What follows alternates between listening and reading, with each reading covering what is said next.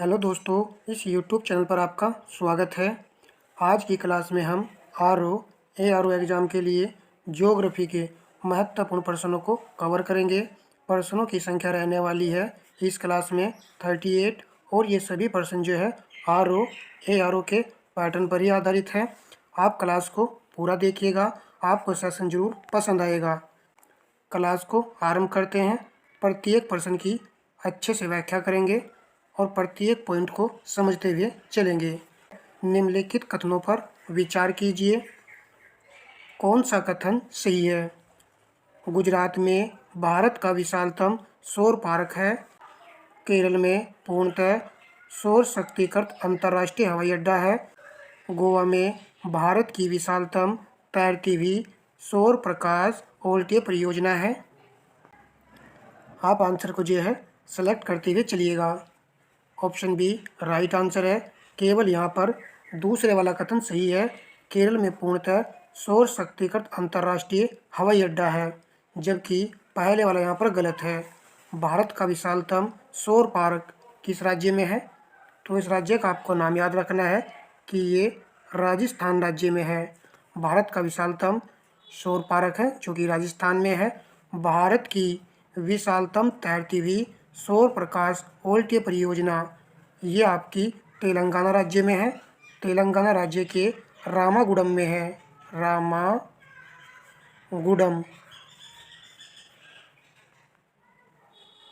Next प्रश्न देखते हैं। मिलान संबंधी प्रश्न है। सूची फर्स्ट का मिलान सूची सेकंड से करना है। दिल्ली अर्ध शुष्क A2 आएगा। मुंबई उष्ण आर्द्र आएगा। जोधपुर शुष्क, शिकावन, शिलांग आर्द्र। दिक्का 4, 2, 3, 1, 4। ऑप्शन सी राइट आंसर है। इम्पोर्टेंट प्रश्न है ये। देखिए, कुछ विद्यार्थी जानते होंगे कि जोधपुर जो क्षेत्र है ये शुष्क क्षेत्र के अंतर्गत आता है और शिलांग आर्द्र क्षेत्र के अंतर्गत आता है। शिलांग में जो है अक्सर वर्षा होती रहती है, तो यहाँ का जो क्षेत्र है वो आर्द्र है। चलिए प्रश्न नंबर लगाएंगे 3। कथन कारण का प्रश्न है। कथन नवीन वलित पर्वतों को टर्सरी पर्वत भी कहा जाता है, कारण इसका निर्माण मुख्यतः रचनात्मक प्लेट किनारों के सहारे हुआ है। कूट की सहायता से सही उत्तर का चयन करना है। यदि आपने ऑप्शन सी चुना है तो सही है, ए सही है, परंतु आर यहाँ पर गलत है। नवीन वलित पर्वतों को टर्सरी पर्वत भी कहा जाता है। इसका निर्माण जो है रचनात्मक प्लेट से नहीं हुआ है। इनका निर्माण विनाशात्मक प्लेट से हुआ है। इसको आपको याद रखना है। जबकि रचनात्मक किनारों के सहारे नए पदार्थों का निर्माण होता है। प्रश्न नंबर 4 है। मिलान संबंधी प्रश्न है। सूची फर्स्ट का मिलान सूची सेकंड से करना है। सूची फर्स्ट में शिखर दिया गया है और सूची सेकंड में पहाड़ी का नाम दिया गया है। अनाईमुड़ी, अन्नामलाई आएगा तो 1 का 4 आएगा। डोडा बेटा, नीलगिरी, बीकावन, धूपगढ़, सतपुड़ा, सिकाटू, गुरु शिखर, अरावली। देखा 3, 4, 1, 2, 3। ऑप्शन सी राइट आंसर हो जाएगा। अन्नाईमुड़ी जो शिखर है वो अन्नामलाई की पहाड़ी पर स्थित है। नेक्स्ट प्रश्न को लगाते हैं। सूची फर्स्ट का मिलान सूची सेकंड से करना है। सूची फर्स्ट में दोआब दिया गया है और सूची सेकंड में नदियाँ दी गई है। जो पॉइंट आप पहले जानते हो उस पॉइंट को आपको सबसे पहले सेलेक्ट कर लेना है। रचना दोआब क्षेत्र, इसके लिए आएगा रावी तथा चिनाव। रावी तथा चिनाव के मध्य है तो सी का फर्स्ट आ जाएगा। चाज दोआब के लिए आएगा चिनाव तथा झेलम के मध्य स्थित है ये, तो डी का फोर्थ पॉइंट आएगा। बारी दोआब के लिए आपको याद रखना है रावी और ब्यास के मध्य स्थित है ये। बचा हमारे पास बिष्ट दोआब, तो इसके लिए आएगा ब्यास तथा सतलज के मध्य स्थित है ये। इस प्रकार हमारे प्रश्न का राइट आंसर होगा वो हम अभी देखते हैं। तो आपको याद रखना है। देखिए, हमने तो इसको ऐसे याद रख रखा है। यदि आपको अच्छा लगे तो आप याद रख सकते हो। रचना अक्षरों से ही हमने याद रख रखा है इसको। र से आपको याद रखना है कि रावी आएगा, और च से आपको याद रखना है चिनाव। इतना भी याद रहेगा तो भी आप इस प्रश्न का उत्तर लगा जाओगे। देखिए, इसका आंसर आएगा third, second, first, four. Third, second, first, four. तो ऑप्शन ए यहाँ पर राइट आंसर हो जाएगा। इम्पोर्टेंट प्रश्न है और घटना चक्र में ये दिया हुआ भी है। प्रश्न नंबर नेक्स्ट देखते हैं।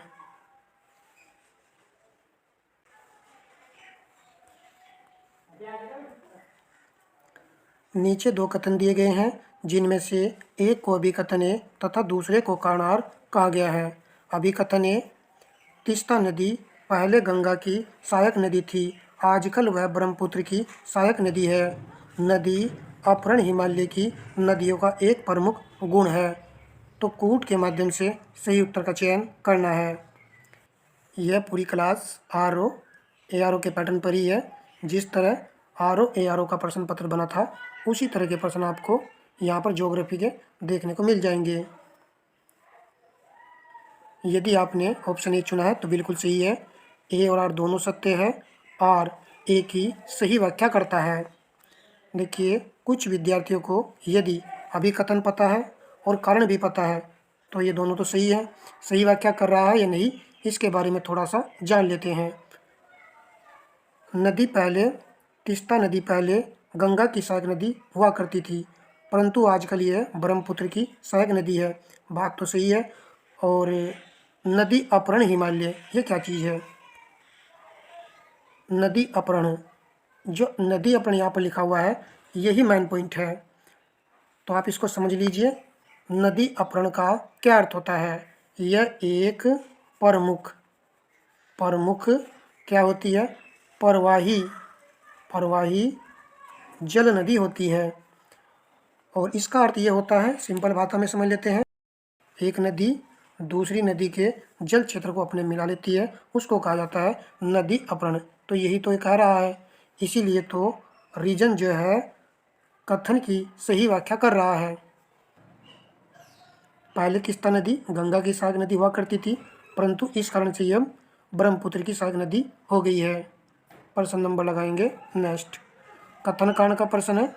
अभिकथन ए, नर्मदा नदी अपने मुहाने पर डेल्टा का निर्माण करती है, कारण यह एक भ्रंश घाटी से बहती है। तो ऑप्शन डी चुनने वाले विद्यार्थियों का राइट होगा। पहला कथन गलत है, परंतु यहाँ पर आर सही है। नर्मदा नदी डेल्टा का निर्माण नहीं करती है, ये तो एस्चुरी का निर्माण करती है, और यह भ्रंश घाटी से होकर बहने वाली नदी है।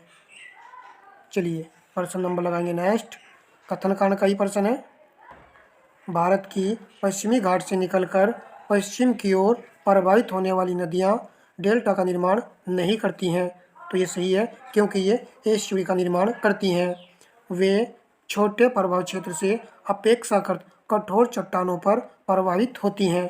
अब आपको आंसर देखना है कि ऑप्शन ए आएगा या ऑप्शन बी आएगा, क्योंकि यहाँ पर दोनों ही बातें सही लिखी हुई हैं।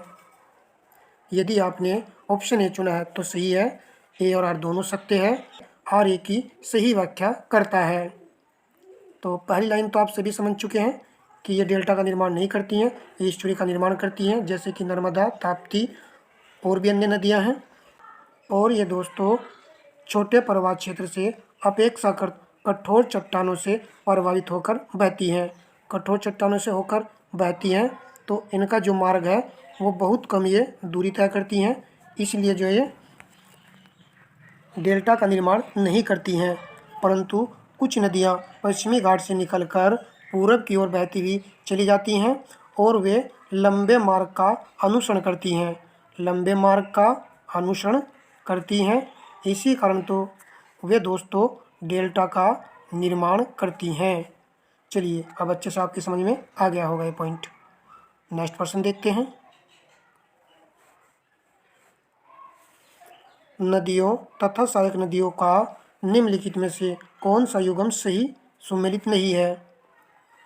गोदावरी, इंद्रावती, गंगा, पेनगंगा, कृष्णा, भीमा, लूनी, सुक्री। तो आपको बताना है कौन सा युग्म यहाँ पर सही सुमेलित नहीं है। नदियाँ दी गई हैं और उनकी सहायक नदियाँ, तो आपने आंसर चुन लिया होगा। बी विकल्प यहाँ पर सही हो जाएगा। गंगा की सहायक नदी नहीं है पेनगंगा। पेनगंगा किसकी सहायक नदी है? तो ये आपकी गोदावरी की सहायक नदी है पेनगंगा। पेनगंगा, वेनगंगा ये गोदावरी की सहायक नदियाँ होती हैं, जबकि गंगा की सहायक नदी यमुना है। चलिए प्रश्न नंबर लगाएंगे 10। भारत के प्रमुख प्रवाल वित्तीय क्षेत्र निम्नलिखित में से कौन से हैं? कच्छ की खाड़ी, मन्नार की खाड़ी, लक्षद्वीप, अंडमान और निकोबार द्वीप समूह। तो आंसर ऊपर दिया गया है इसका। तो आप आंसर देखिए, क्या यहाँ पर चारों पॉइंट सही है या कोई आपको पॉइंट यहाँ पर गलत लग रहा है? चलिए इसका आंसर यहाँ पर दिया गया है। नीचे दिए गए कूट का प्रयोग कर सही उत्तर चुनना है। तो यहाँ पर देखिए, क्या ये चारों पॉइंट सही है या फिर आपको कोई पॉइंट यहाँ पर गलत लग रहा है प्रवाल वित्तीय क्षेत्र के बारे में? तो आंसर हो जाएगा ऑप्शन डी विकल्प, वो चारों ही प्रवाल वित्तीय क्षेत्र हैं। तो डी आंसर सही है और सभी ने इसका आंसर सही भी किया होगा। प्रश्न नंबर 11 है जलप्रपात, और सूची सेकंड में यहाँ पर राज्य दिया गया है।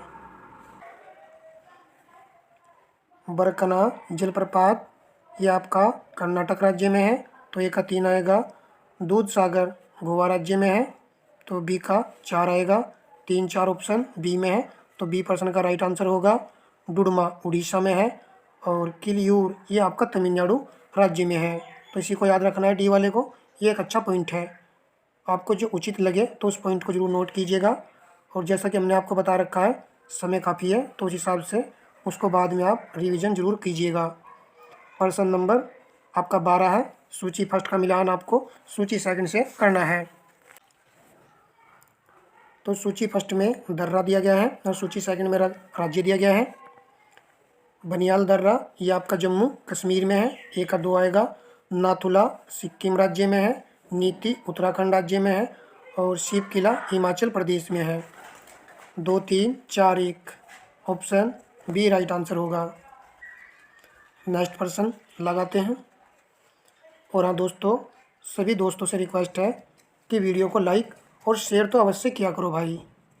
चलिए आपके मोटिवेशन से ही हम आपको अच्छे से अच्छा मटेरियल उपलब्ध कराते हैं।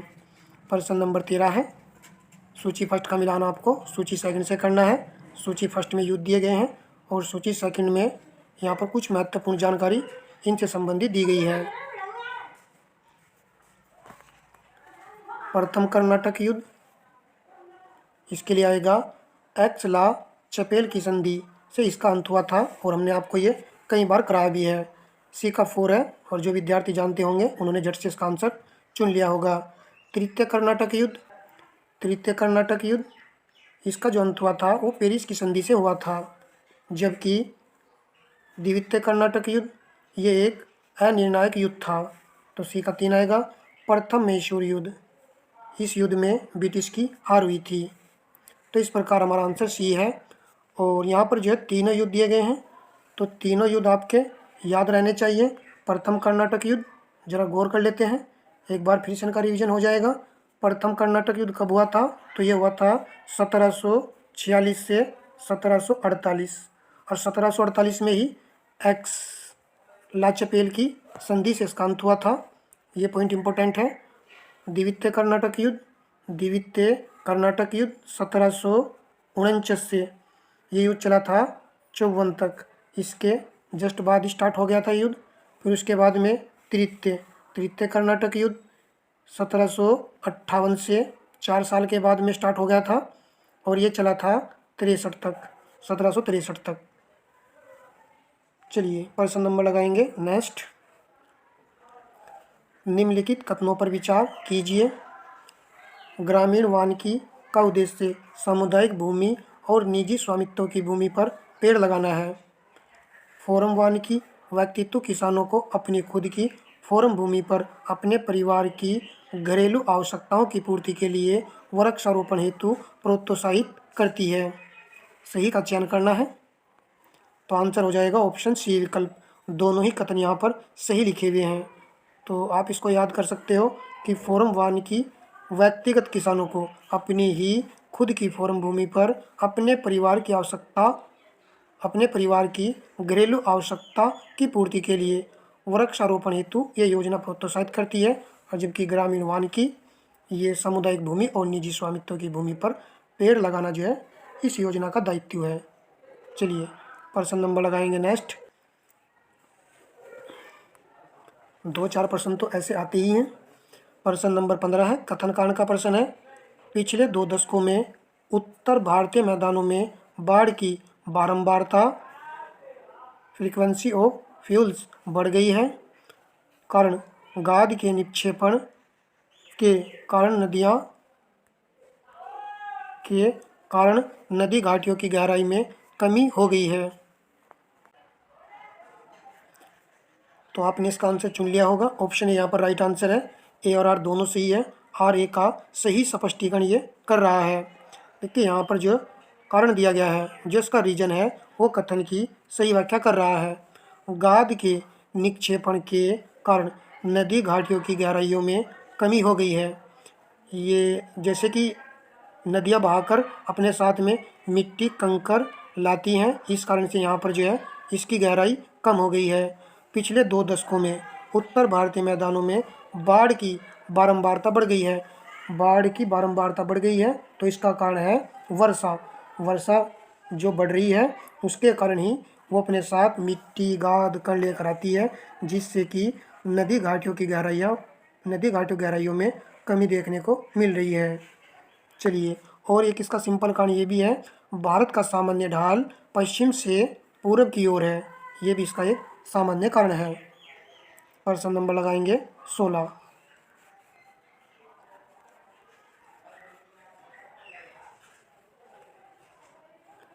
यद्यपि कॉफ़ी और चाय दोनों की खेती पहाड़ी ढलानों पर की जाती है, तथापि इनकी कृषि के संबंध में इन दोनों में कुछ अंतर पाया जाता है। इस संदर्भ में निम्नलिखित कथनों पर विचार कीजिए और सही कथन का चयन करना है।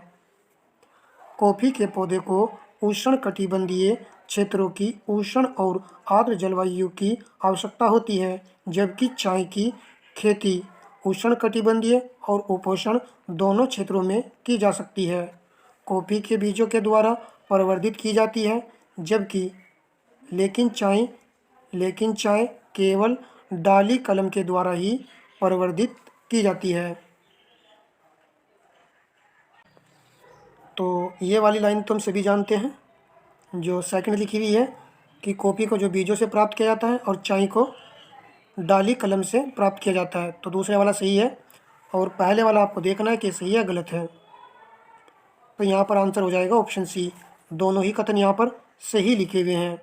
कॉफ़ी के पौधे को उष्णकटिबंधीय क्षेत्रों की उष्ण और आर्द्र जलवायु की आवश्यकता होती है, तो इसको जो है इसकी आवश्यकता होती है। जबकि चाय की खेती के लिए आपको याद रखना है उष्णकटिबंधीय और उपोष्ण। तो उष्ण और उपोष्ण दोनों को याद कर लेना है। ट्रॉपिकल एंड सब ट्रॉपिकल दोनों क्षेत्रों की आवश्यकता होती है। चलिए नेक्स्ट प्रश्न देखते हैं। तो यहाँ पर आप जान चुके होंगे गर्म के साथ साथ में इसको ठंड की भी आवश्यकता होती है। प्रश्न नंबर हमारा 17 है।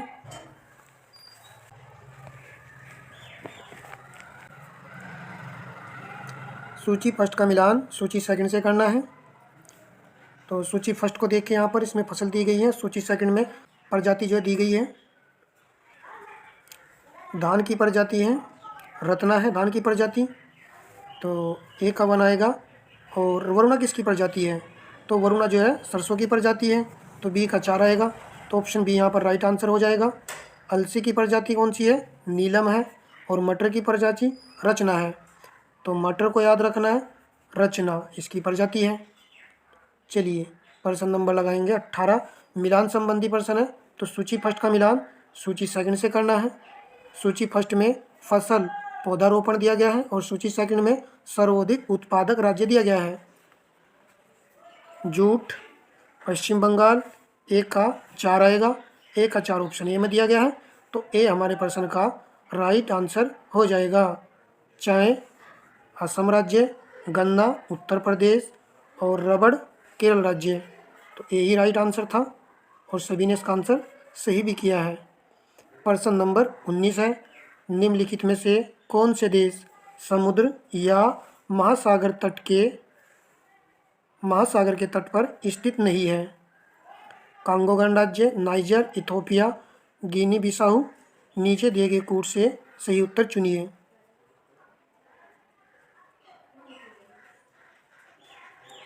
तो ऑप्शन सी राइट आंसर है। 2 और 3, नाइजर और इथोपिया, ये दोनों ही समुद्र तट के किनारे पर अवस्थित नहीं हैं, अर्थात ये स्थल प्रदेश है।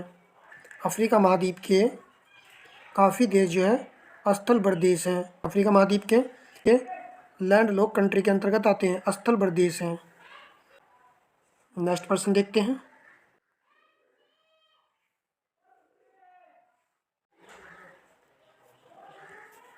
प्रश्न नंबर 20 है, नए नामों और पुराने नामों के साथ देशों का निम्नलिखित में से कौन सा युग्म सही सम्मिलित है? ऑप्शन ए राइट आंसर है।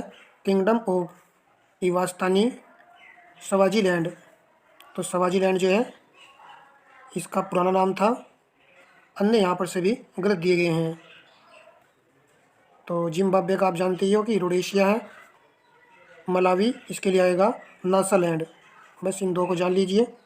चलिए प्रश्न नंबर लगाते हैं 21। माली में टिम्बुक्टु शहर के संदर्भ में निम्नलिखित में से कौन सा कथन सही है? यह नाइजर नदी के किनारे स्थित है। यह माली की राजधानी एवं सबसे बड़ा शहर है। कूट के माध्यम से सही उत्तर का चयन करना है। ऑप्शन ए राइट आंसर है। केवल पहले वाला कथन यहाँ पर सही लिखा हुआ है। माली में टिम्बुक्टु शहर के संदर्भ में कह रहा है यह नाइजर नदी के किनारे पर स्थित है और यह माली की राजधानी एवं सबसे बड़ा शहर है। ये गलत हो जाएगा, क्योंकि तो माली की राजधानी कौन है? माली की राजधानी तो बामाको है। प्रश्न नंबर नेक्स्ट देखते हैं। परतदार चट्टानों के विषय में दिए गए निम्नलिखित कथनों पर विचार कीजिए, कौन कौन से सही हैं? परतदार चट्टानें पृथ्वी की सतह पर जलीय तंत्र द्वारा निर्मित होती हैं। परतदार चट्टानों के निर्माण में पूर्व विद्यमान चट्टानों का क्षण सम्मिलित होता है। परतदार चट्टानों में जीवाश्म होते हैं। परतदार चट्टानें विशिष्ट रूप से परतों में पाई जाती हैं। इंपॉर्टेंट प्रश्न है, जो हमारे कंटिन्यू सब्सक्राइबर हैं उसको गलत नहीं करेंगे, क्योंकि हमने आपको परतदार चट्टानों से संबंधित कई प्रश्न करा रखे हैं और ये मोस्ट इंपॉर्टेंट प्रश्न है। एग्जाम में पूछे जाने की प्रबल संभावना इसकी रहेगी। यदि आपने ऑप्शन डी चुना है तो बिल्कुल सही है। यहाँ पर जो है चारों ही पॉइंट सही है। तो एक बार फिर से देखिए ध्यान से। परतदार चट्टानें पृथ्वी की सतह पर जलीय तंत्र द्वारा निर्मित होती है। परतदार चट्टानों को ही अवसादी चट्टानें कहा जाता है और परतदार चट्टानों के निर्माण में पूर्व विद्यमान चट्टानों का क्षण सम्मिलित होता है। पूर्व विद्यमान चट्टानें जो पहले की चट्टानें होती हैं का क्षण इसमें सम्मिलित होता है। जो पहले की चट्टानें मलबे टूट फूट कर दबी रहती हैं, तो उसी का ये कारण है परतदार चट्टानें। और ये प्रश्न काफ़ी पूछा जाता है कि परतदार चट्टानों में क्या जीवाश्म विद्यमान होता है? तो याद रखना जीवाश्म विद्यमान होता है। और एक साइड में लिखा हुआ था कि परतदार चट्टानों में जीवाश्म विद्यमान नहीं होता है, तो ये कन्फ्यूजन कर देता है। याद रखना है कि होता है। DIS के साइड में मैंने आपको करा था। और परतदार चट्टानें विशिष्ट परतों के रूप में पाई जाती हैं, एक के ऊपर एक परतें विद्यमान होती हैं। चलिए प्रश्न नंबर लगाएंगे 23। सूची फर्स्ट का मिलान सूची सेकंड से करना है। माउंट ब्लैक, आल्प्स पर्वत, एकांकागुआ, ये पर्वत जो चोटी है एंडीज की सबसे ऊंची चोटी है। मिकिले, इसको याद रखना है, रॉकीज और एल बुर्ज काकिस। तो इस प्रकार यहाँ पर सभी एक दूसरे के सामने सही सम्मिलित है, तो ऑप्शन है यहाँ पर राइट आंसर हो जाएगा। प्रश्न नंबर 24 है, कथन कारण का प्रश्न है। कथन को पढ़ लेते हैं। विश्व के अधिकांश उष्ण मरुस्थल 15 से 30 डिग्री उत्तरी एवं दक्षिणी अक्षांशों के मध्य महाद्वीपों के पश्चिमी किनारों पर स्थित होते हैं। व्यापारिक पवनें जैसे जैसे पश्चिम की ओर जाती हैं उनकी आर्द्रता में कमी आती है। आंसर लगाइए। तो ऑप्शन ए राइट आंसर है। ए और आर दोनों सही है। आर ए की सही व्याख्या करता है, तो याद कर लेना है इसको। व्यापारिक पवनें जैसे जैसे पश्चिम की ओर जाती हैं तो उनकी आर्द्रता में कमी देखने को आपको मिल जाएगी। और दोस्तों, विश्व के अधिकांश उष्ण मरुस्थल 15 से 30 डिग्री उत्तरी एवं दक्षिणी अक्षांशों के मध्य द्वीपों के पश्चिमी किनारे पर स्थित है। तो यहाँ पर जो पश्चिमी किनारे पर स्थित हैं और व्यापारिक पवनें पश्चिम की ओर जाती हैं, तो यही इसका रीजन है भाई। प्रश्न नंबर 25 लगाएंगे। रिएक्टर पैमाना, रिएक्टर स्केल से संबंधित निम्नलिखित कथनों पर विचार कीजिए। दोस्तों, कुछ को लग रहा होगा कि क्लास काफ़ी हार्ड है, परंतु ये ऐसे प्रश्न है जब एग्जाम में आएंगे तो आपके नंबरों को बढ़ा देंगे। ये प्लस पॉइंट वाले क्वेश्चन है जिनको करना जरूरी होता है। और कुछ विद्यार्थी आधा कोर्स में कर रहे होंगे तो कोई बात नहीं है। यदि कठिन लगे तो इस क्लास को 102 बार जरूर वॉच कीजिएगा, क्योंकि ये बेहतरीन प्रश्न है भाई। चलिए, इसका आविष्कार चार्ल्स एम्प रिएक्टर द्वारा 1935 में हुआ था। यह एक एकल भूकंप के कारण निर्मुक्त ऊर्जा की मात्रा का वर्णन करता है। रिएक्टर स्केल की कोई ऊपरी सीमा नहीं है, तो यहाँ पर डी राइट आंसर है। रिएक्टर स्केल की कोई ऊपरी सीमा नहीं है, तो ये सही है। इसकी कोई सीमा यहाँ नहीं होती है। और एकल भूकंप के कारण निर्मित ऊर्जा की मात्रा का वर्णन करता है, और इसका आविष्कार किया था चार्ल्स एफ रिएक्टर द्वारा 1935 में इसका आविष्कार किया गया था। प्रश्न नंबर देखते हैं 26। सूची फर्स्ट में नगर है और सूची सेकंड में नदी दी गई है। वाशिंगटन डीसी, पोटोमेक, ए का 4 आएगा। बर्लिन जो नगर है वो स्पी नदी किनारे पर है। बी का 3 पेरिस, सीन नदी, मैड्रिड, मेंजेंडेस नदी, तो डी का 1, 4, 3, 2, 1 ऑप्शन डी राइट आंसर है। प्रश्न नंबर नेक्स्ट है, रिंग ऑफ फायर संबंधित है। अपना उत्तर नीचे दिए गए कूट की सहायता से चुनिए। भूकंप से, ज्वालामुखी से, प्रशांत महासागर से, जंगल की आग से। यदि आपने ऑप्शन ए चुना है तो बिल्कुल सही है। यदि यहाँ पर भी आप गलती कर रहे हो तो देखिए ये गलत बात हो जाएगी, क्योंकि ये घटना चक्र में प्रश्न दिया गया था और पूछा भी गया है, तो इसमें फोर्थ वाला पॉइंट शामिल नहीं है। तो देखिए प्रश्न जो है ऐसे ही बनते हैं और रिपीट भी होते रहते हैं एग्जाम में प्रश्न। रिंग ऑफ फायर समृद्ध है, तो अधिकांश ज्वालामुखी जो है प्रशांत महासागर में स्थित द्वीपों और उसके चारों ओर टापुओं में ज्वालामुखियों की संख्या आपको अत्यधिक देखने को मिल जाएगी। तो रिंग ऑफ फायर्स का संबंध जो याद रखना है भूकंप से, ज्वालामुखी से और प्रशांत महासागर से है। प्रश्न नंबर लगाते हैं नेक्स्ट। कथन कारण का प्रश्न है, खुले सागरों की लवणता अंततः समुद्रों की लवणता की तुलना में बहुत अधिक होती है। कारण, खुले सागरों में मिलने वाली नदियों के जल में विलीन लवण होते हैं। तो 28 का आंसर है ऑप्शन डी। पहला गलत है, परंतु आर यहाँ पर सही है। खुले सागरों की लवणता अंतर समुद्रों की लवणता की तुलना में बहुत अधिक नहीं, कम होती है। तो कम आपको याद रखना है, क्योंकि खुले सागर में ही आकर के नदियाँ गिरती हैं। सभी नदियाँ जो है खुले सागर में आकर गिरती हैं। तो यहाँ पर जो है अंतर समुद्रों की लवणता की तुलना में कम लवणता होती है खुले सागरों की। जो बंद सागर होते हैं तो वहाँ पर लवणता ज़्यादा देखने को आपको मिलेगी, जबकि खुले सागरों में ऐसा नहीं है। प्रश्न नंबर नेक्स्ट है, अधिकांश जो नदियाँ होती हैं वो खुले सागर में ही गिरती हैं, बड़े बड़े सागरों में गिरती हैं। प्रश्न नंबर 29 है, समाचारों में कभी कभी देखने वाले एजेंडा 21 के संदर्भ में निम्नलिखित कथनों पर विचार कीजिए। यह धारणीय विकास के लिए एक वैश्विक कार्य योजना है। 2002 में जोहान्सबर्ग में हुए धारणीय विकास पर विश्व शिखर सम्मेलन world summit on sustainable development में इसकी उत्पत्ति हुई। तो ऑप्शन ए राइट आंसर है। केवल पहले वाला कथन यहाँ पर सही है। तो धारणीय विकास पर विश्व शिखर सम्मेलन में इसकी उत्पत्ति हुई थी और इसकी उत्पत्ति हुई थी ब्राज़ील के रियो डी जेनेरो में हुई थी सन 1992 में। प्रश्न नंबर नेक्स्ट है, मिलान संबंधी प्रश्न है। सूची फर्स्ट का मिलान सूची सेकंड से करना है। सिमलीपाल जैवमंडल आरक्षित क्षेत्र जो कि उड़ीसा राज्य में है, तो ए का 4 आएगा। ए का 4 सी में है और डी में भी है। दिहांग दिबांग इसके लिए आएगा अरुणाचल प्रदेश, तो ऑप्शन डी राइट आंसर हो जाएगा। नोकरेक ये मेघालय राज्य में है और कोल डिजर्ट हिमाचल प्रदेश। प्रश्न नंबर देखते हैं नेक्स्ट। सूची फर्स्ट का मिलान सूची सेकंड से करना है।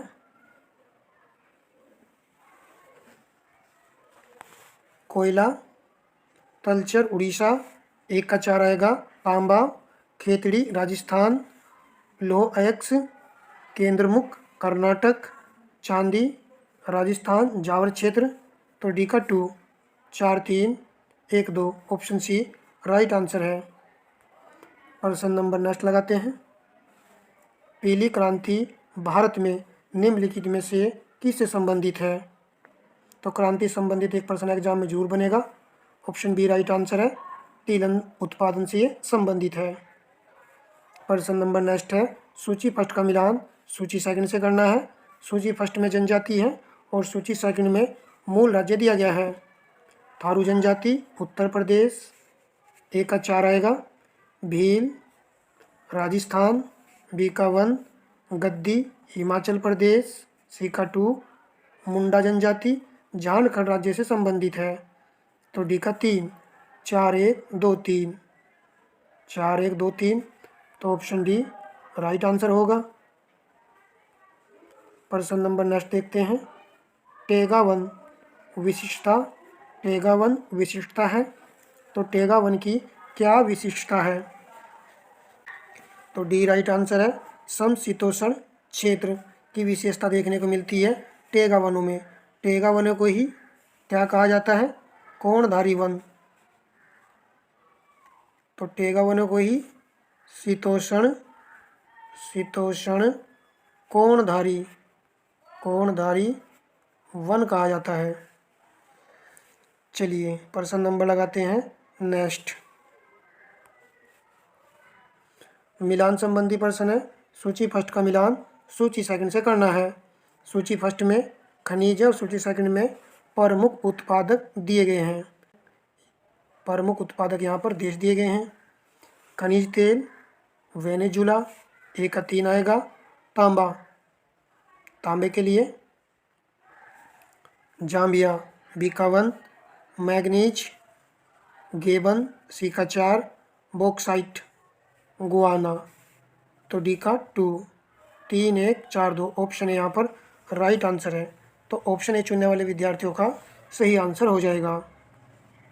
प्रश्न नंबर देखते हैं नेक्स्ट।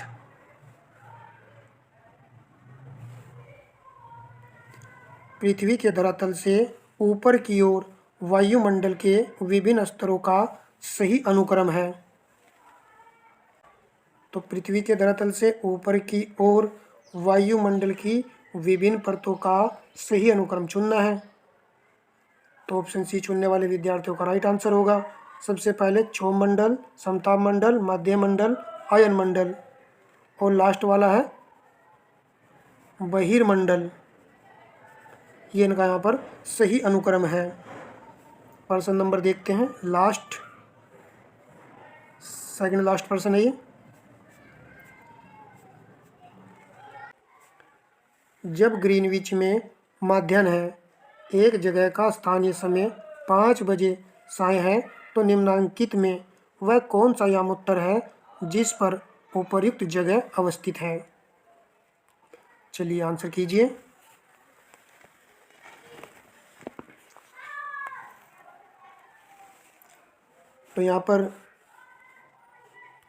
तो यहाँ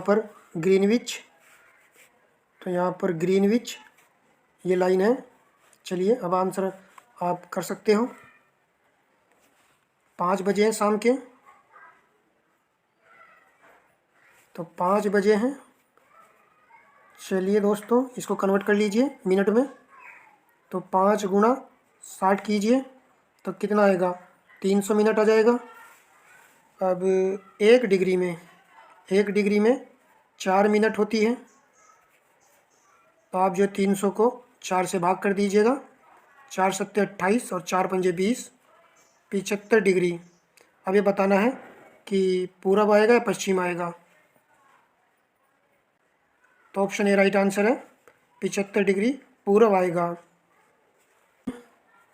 ग्रीनविच 12 बजे और यहाँ पर लिखा गया है 5 बजे, तो यह ग्रीनविच से 5 घंटे जो आगे है, तो आगे है तो क्या आएगा, आगे में पूरब आएगा। तो राइट आंसर ऑप्शन ए विकल्प है। चलिए नेक्स्ट प्रश्न लगा लेते हैं। तो दोस्तों हमने आपको आर ओ एग्ज़ाम के लिए ज्योग्राफी के ये इम्पोर्टेंट क्वेश्चन कराए हैं और अच्छे से व्याख्या भी की है। तो लाइक बनना तो बनता ही है और अपने दोस्तों में शेयर अवश्य कीजिएगा। देखिए हमने आपके साथ में इस वीडियो में कड़ी मेहनत की है, तो इस मेहनत को आपको जायज़ करना है। उसके लिए आपको वीडियो को लाइक शेयर अवश्य करना है। पृथ्वी का व्यास है, तो पृथ्वी का व्यास बताना है कितना है। तो ऑप्शन सी राइट आंसर है, 12,800 किमी के लगभग है। चलिए तो दोस्तों नेक्स्ट क्लास तक के लिए धन्यवाद।